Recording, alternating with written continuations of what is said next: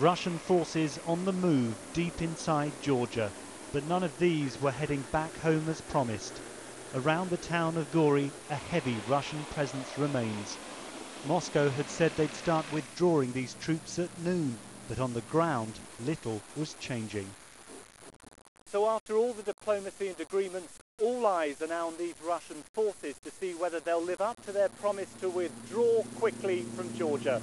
But so far it seems there's no urgency or desire on their part to head home. Back home, Russia's military chiefs made it clear they were in no rush to completely pull out from Georgian territory. Insert Moscow general.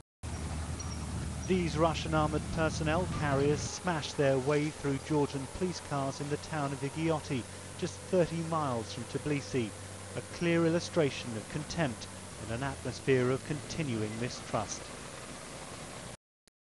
Refugees who fled the fighting and headed to Tbilisi talk of atrocities. One man, too frightened to be identified, spoke to ITV News about the South Ossetian militia attacks on Georgians.